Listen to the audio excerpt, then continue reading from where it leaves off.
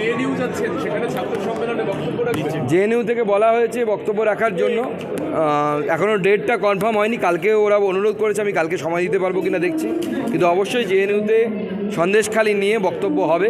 সেটা কালও হতে পারে, তারপরেও হতে পারে, কিন্তু হবে, এইটুকু গ্যারান্টি। সন্দেশখালি কেন? ছাত্রদের মধ্যে আপনারা কি জাগরুকতা? দেখুন, যেভাবে সন্দেশখালিতে অত্যাচার হয়েছে, মহিলাদের প্রতি যে অত্যাচার হয়েছে, এই অত্যাচার অবর্ণনীয় এবং যাদের বিন্দুমাত্র মনুষ্যত্ব অবশিষ্ট আছে প্রত্যেককে নাড়িয়ে দিয়ে গেছে এই ধরনের নারকীয় ঘটনা।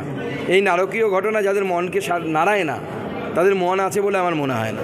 বৈশাখী বন্দ্যোপাধ্যায় সন্দেশখালী প্রসঙ্গে বিস্ফোরক মন্তব্য। সন্দেশখালী তো কলকাতা থেকে দূরে। কলকাতায় তৃণমূল মেজো সেজো নেতারা সামান্য ক্ষমতা পেলে জমির পাশাপাশি জননীর উপর অত্যাচার করে। সন্দেশখালীতে পিঠে খেতে ইচ্ছা করে, নাকতলায় পাঁঠার মাংস খেতে ইচ্ছা করে। নেতা মন্ত্রীরা যাকে ডাকছে চাইছে তাকে অগ্রাহ্য করা কলকাতা যদি অসম্ভব হয়, সন্দেশখালীর ঘটনা তো সেক্ষেত্রে অমানবিক।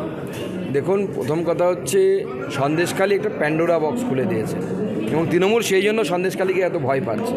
তার কারণ এই সন্দেশখালী, আমরা আগেও বলেছি, আবার বলছি, বহু জায়গায় এরকম সন্দেশখালী তৈরি হয়ে আছে। বহু শেখ শাহজাহান দিদির ভাইরা ঘুরে বেড়াচ্ছে, আস্তে আস্তে সামনে আসবে। কলকাতার মধ্যেও আছে, কলকাতার একটু বাইরের দিকে গেলে আপনারাও দেখতে পাবেন। আগামী দিনে সামনে আনছি আমরা। বৈশাখী আরও বলেছেন, শাহজাহানের মতো ক্রিমিনাল পার্টি অফিসগুলোকে কুক্ষিগত করেছে, কেন সেই তথ্য পাঠানো হলো না? আসলে সব খবর ছিল, এদের কেউ ঘাটবে না, মুখে বলবে সন্দেশখালী হাসছে, অথচ মহিলারা সেখানে ঢুকতে ঢুকতে কাঁপছে। কারণ এটাই ভয়, ইচ্ছায়িত হারিয়ে তারা বাঁচতে চেয়েছে। কেউ ছেলের মুখ চেয়ে, কেউ স্বামীর কথা ভেবে। কী বলবেন? দেখুন, উনি আজকে বলছেন, আমরা তো বহুদিন ধরে বলে আসছি যে অত্যাচার হয়েছে, সেই অত্যাচার মানুষ হয়তো সহ্য করতে বাধ্য হয়েছে এবং দিনের পর দিন এই অত্যাচার সহ্য করতে বাধ্য হওয়ার পর যখন দেয়ালে মানুষের পিঠ ঠেকা যায়, তখন মানুষ প্রত্যাঘাত করে। সেই প্রত্যাঘাত চলছে এখন। সন্দেশখালীতে আজকে তৃণমূল নেতা অজিত মাইতির বাড়িতে গ্রামবাসীরা চড়াও হয়, আগুন ধরিয়ে দেয়, ভাঙচুর করে। দেখুন, আমি গতকাল বলে এসেছিলাম যে যা সন্দেশখালী পরিস্থিতি দেখে যে যা অবস্থা হয়েছে, তৃণমূল নেতারা গেলে তাদের গাছে বেঁধে রাখবে। তো সেরকমই পরিস্থিতি হয়েছে, এটাই তো স্বাভাবিক। যে অত্যাচার আমি ওখানে শুনে এসেছি, ওরকম অত্যাচার আপনার সাথে হলে পরেও আমি যদি করতাম, আপনি আমার বাড়ি পুড়িয়ে দিতেন। আপনার কথার পরিপ্রেক্ষিতে বলছি, শুধু সন্দেশখালী নয়, দিকে দিকে সন্দেশখালী রয়েছে। যেমন কিছুদিন আগেই আমরা জানি যে ভাটপাড়া পৌরসভার অন্তর্গত একজন বৃদ্ধা মহিলার বাড়ির সামনেটা যাতায়াতের পথ আটকে দেওয়া হয়েছে সোমনাথ সেন এবং পার্থভৌমিকের নির্দেশে। এই সমস্ত বিষয়গুলো কি আপনারা দেখবেন?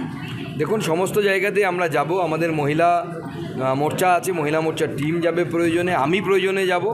এবং এই ধরনের ঘটনা বারবার ঘটেছে। আজকে সন্দেশখালী সামনে এসেছে, তাই আপনারা হয়তো ভুলে গেছেন 21-এর পরে একজন প্রায় 62 বছরের বৃদ্ধার সাথে এই সন্দেশখালীতেই 5 জন মিলে গ্যাংরেপ করেছিল। তার দোষ কী ছিল? তিনি একটি দোকান চালাতেন, সেই দোকানের সামনে এসে এরা মদ খেয়ে মাতলামি মারত। তার প্রতিবাদ করার জন্য 60-62 বছরের মহিলাকেও এরা ছাড়েনি। এই পরিস্থিতি সন্দেশখালীতে তৈরি হয়ে যায়। স্থানীয় বিধায়কের বিরুদ্ধে একাধিক অভিযোগ, তোলাবাজি থেকে শুরু করে নারী পাচার চক্র, সব কিছু করছেন তারা। আপনারা কি যাবেন তাদের কাছে? অবশ্যই, সমস্ত মহিলাদের পাশে আমরা আছি, তাদের সব রকমের সাপোর্ট আমরা করব। ধন্যবাদ। চলুন।